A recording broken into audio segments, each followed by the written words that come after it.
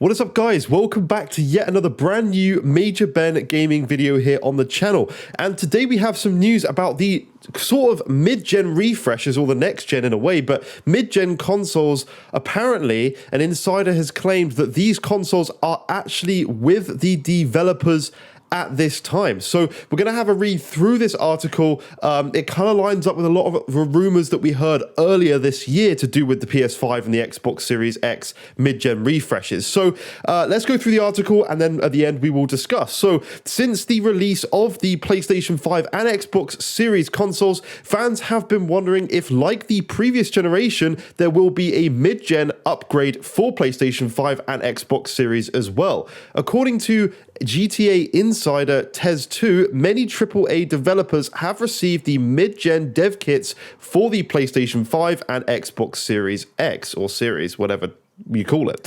When another forum user asked whether he is sure of it or just speculating, he replied by saying that he knows this for sure. This information coincides with the previous rumor of the PlayStation 5 Pro and a detachable disc PS5 earlier. I personally believe the detachable disc PS5 is sort of like a slim version that will be coming either late this year, but probably not. I would say early next year.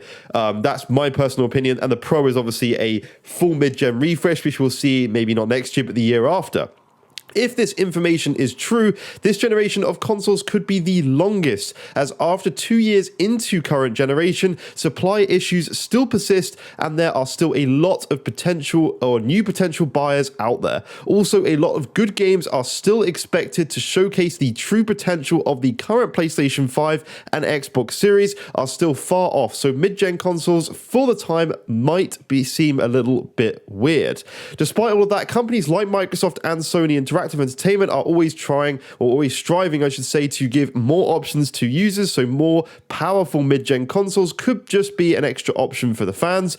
In any case, since nothing has been confirmed officially so far, we can't expect them to come out at least by the end of 2023 or to early 2024. Now, that is the end of the article there. This does line up with rumors we've seen previously. There's a lot of confirmations, apparently, that a lot of devs have these in hand. I've seen other articles say the same thing. I don't know. I don't want to be the sort of person who goes out and just says, yeah, this is definitely going to happen. I'm unsure. Let me walk you through my thoughts process, and you guys can let me know what you think down below in the comments, because I'm always interested to hear your opinions. But from my opinion, when I first saw the launch of these consoles, I was like, no, I don't think there's going to be a mid-gen refresh. These things are very powerful. They keep up to date with the latest hardware at the time of launch. And compared to the PS4 and the Xbox One generation, when those consoles launched, they were way out of date. I kind of thought, well, maybe we're not going to see that mid-gen refresh, because these consoles are pretty powerful. They have a lot of the features that are being worked on still today with like ray tracing. They have ray tracing cores. You know, that's something that is futuristic in a way. Even PCs struggle until the 4090. They kind of struggle with ray tracing, you know, on the 30 series cards, and it's good that the consoles have this. But recently, as in yesterday, at the time of recording this video yesterday, we had an announcement that Batman Arkham Asylum, or Arkham Knight, sorry, is only going to be running at 30 frames per second. That was confirmed by the devs of Arkham Knight. Sorry, I keep forgetting the name of these Batman games. The one that's not very good that's coming out. The one that looks not so good that's coming out. That is going to be locked to 30 frames per second on next-gen titles. Now, this is a brand new title for PS5, Series X, and PC. No previous-gen consoles. So I put a tweet out just saying to everybody, why are people expecting these consoles to be able to run games at 60 FPS forever?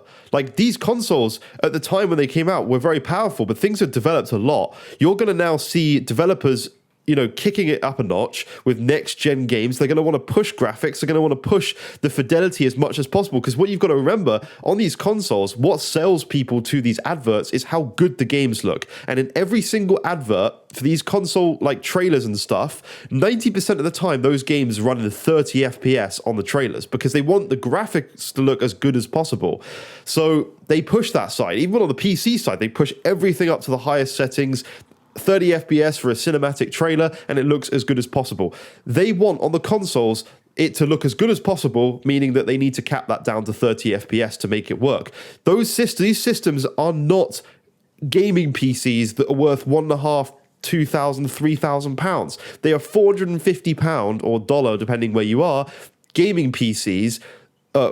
Gaming consoles that will not be able to carry on doing 60 FPS throughout the entire generation. It's not going to happen. Yeah, you've got a lot of 60 hertz games and 120 FPS games from previous generation games, like the Xbox One enhanced games and stuff. You're not going to carry on seeing that forever. It's not going to be possible unless it's like a very indie game that's not very difficult to run. You know, like that Ireland game that runs at like 6K or something, or 8K or something like that. It renders at that. You're not going to see that. The Tourist, that's the one I'm thinking of. You're not going to see that anymore in futuristic games. When these games start becoming more demanding, like things like The Medium, which was kind of like a cool tech demo of running two worlds simultaneously, that sort of thing's going to become, you know, more common. Developers are now able to do things like that in these games. So these games are not going to be able to run at 4K or 1440p 60 frames. They're going to have to tank the frame rate. Even the Arkham Knight developers literally said in their Discord, they were literally saying, it's not just a simple case of decreasing the resolution of the game to get it to run at 60. It doesn't work like that. There are some points where calculations in these games and the amount that's going on in these games, the CPUs and GPUs, or the APU, I should say, that's in these consoles physically will not be able to render this at 60 frames. If you want 60 frames, you get a PC. It's why I now play on PC. It's unmatched, and you get above that with the RTX 4090 that I'm hoping to get my hands on soon. But that's pretty much it for this video. There's not a lot else I can say. I kind of just lost my train of thought completely, but I was saying that at the start, I thought, no, there wouldn't be a mid-gen refresh. These things are powerful, but we are seeing these things crumble already. It's nearly 3 years in, I believe it is now, at the end of this year. I don't know. I can't remember. 2 years, 3 years, whatever it is.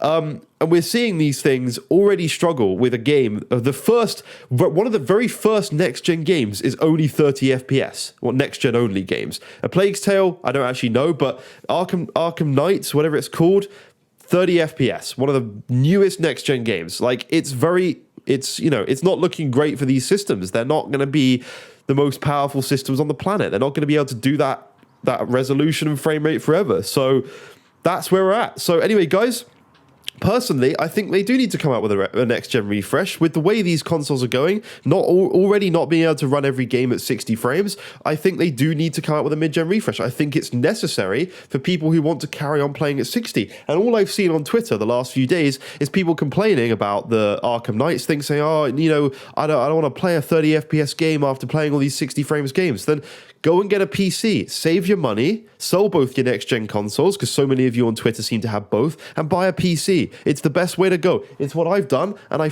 never will go back. I'm going to sell both those consoles. As soon as God of War comes to PC and stuff, I'm just done. Like, I don't need to play the Xbox. I'm going to get rid of, because there's no point in me having it. Now I've got a 3080, and I'm about to upgrade to a 4090.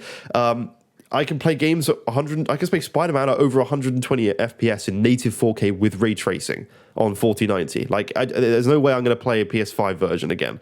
So, you know, that's how things are going. They need to upgrade. If people still want the budget options of consoles, maybe a £500, £600 or dollar PS5 Pro or Xbox Series X Elite or something, then those games will be running at 60 FPS. People have that more budget option compared to having to spend £2,000 on a PC or £3,000 on a PC.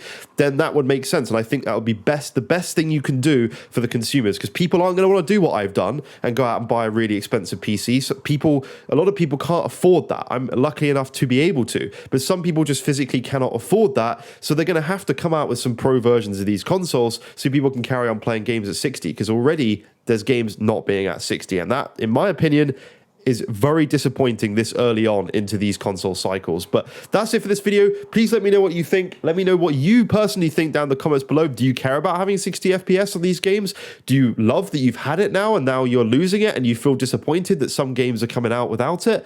What's your thoughts and opinions? Please let me know. Thank you so much for watching. I'll see you in future videos, guys. Bye-bye for now.